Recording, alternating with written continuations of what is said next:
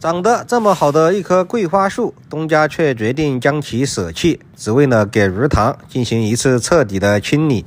这个鱼塘自东家记事以来，从未被清理过。如今蓄水变得日发困难，夏日高温时，鱼儿常被晒死。路过时有股死鱼和臭水的味道。此外，鱼塘就在家门口，一个臭水坑，实在是不太美观，不惜多花钱财，今日定要将淤泥清理干净，并把堤坝修整得美观大方，之后再浇筑些混凝土。然而，为何要砍去桂花树？因为鱼塘四周唯有此处可以堆放淤泥，堆泥的地方本就有限，加上几十年未清淤，淤泥深度较大，若不开到上面做个挡泥梗，恐怕无法堆放多少淤泥。之前做挡泥梗，一路至此，上方堆泥之处就已完成。先不急着下鱼塘清淤，先于堤坝旁修一条路，然后挖去堤坝上之兜脑壳，先把自己立于安全的地方，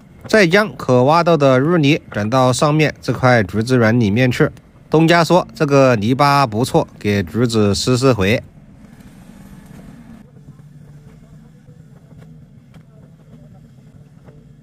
鱼塘之外有一小块荒废之地，为东家所有，可以堆些淤泥，并鱼旁做挡泥梗围住，以防淤泥挤入他人之油菜地。幸亏我是大挖机，臂比较长，站在堤坝边上，中间隔条沟，都能够把淤泥甩过去。将可挖到之淤泥清除完毕后，一小块地方就堆满了。自这边开入鱼塘内，将淤泥转至上方粗作之堆泥处，此处淤泥波深，直接开必陷击。先将淤泥顺至一旁，挖些干土垫一垫，这样就安全多了，也能轻松的开过去。过来之后，我们就一路清理淤泥，挖过去。用铲斗试了几下，虽然淤泥很深，但是有底，不担心陷击。鱼塘里面的高坎因为雨水的冲刷不成模样，一路转淤泥过来时，顺便修整成坡。修下来的干土待会儿用以填补后面垮得比较严重之处。这鱼塘有意思啊，前面很深，这后面一大块全是石头，淤泥只有一点点。原本还担心这么大的鱼塘，这么深的淤泥可能堆不下。站在石头上继续挖淤泥，然后往上面转，够不到的淤泥我们就开到鱼塘里面转一下。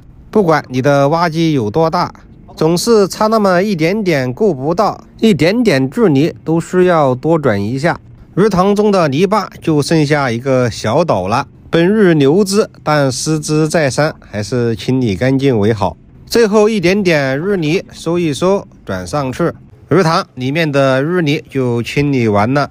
看这淤泥堆的，感觉一下雨又会全部流到鱼塘里面去。由于路上帮大爷刨了下地，来迟那些，淤泥吃完已经5点多了，反正挖不完，东家晚饭也做好了。吃完饭打算明天再干，没想到晚上下起了大雨，1连2日。天前再来的时候，鱼塘里面的水都快要装满了。塘里面剩下修补的干土也被雨水淋湿成了稀泥，不过在我高超的技术下问题不大。先把表面太稀的泥巴挖走，再用底下稍微干点的土修复后面垮掉的坎。这雨下的时间太长了，底下都渗透进去了，挖到这后面我挖机差点陷机，还好反应快，两边撑起来转一转，防止掉链，前面推一推，后面拉一拉，就安全的开了出来。这边有点陷机，我们先放一放，先把堤坝修整一下。刚刚挖机差点翻了，这堤坝的干土也被雨水渗透了，一开过去挖机就偏了，还好跑得快，把里面挖一挖，垫一垫，以免太偏导致挖掘机翻倒。表面一层比较稀的泥巴就堆到堤坝上，然后从前面用下面稍微比较干的土修整堤坝搞过来。你看这挖机偏的，想修正都修不了，不管它了，就这样偏着修整过去，反正只要它不翻就行。从前面修整过来的时候，这个坡就一次性的给它做成型，别到时候又是削又是补的，就比较磨阳光了。整个鱼塘里面修复完整，因为堤坝需要硬化，就把堤坝的坡给它烫一烫，弄漂亮些。烫的时候陡背有点粘土，我们就在鱼塘里面沾点水再烫，这样既不粘土了，坡也烫得光滑。四周烫完，塘底扫一扫，我们就把挖机开上来。下过雨，上去的路好点修一修，不然不好爬，有点溜。路修好了，爬起来就轻松很多。上来的地方有个缺口，刚好地里以前修路多填了点土，挖点过来补一补，你看这样就好多了。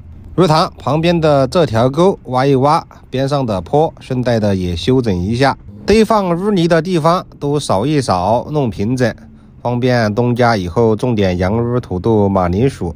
这一小块平整完，再去把堆在上面的泥巴同样的处理一下，毕竟是东家门前，都给它弄平整些。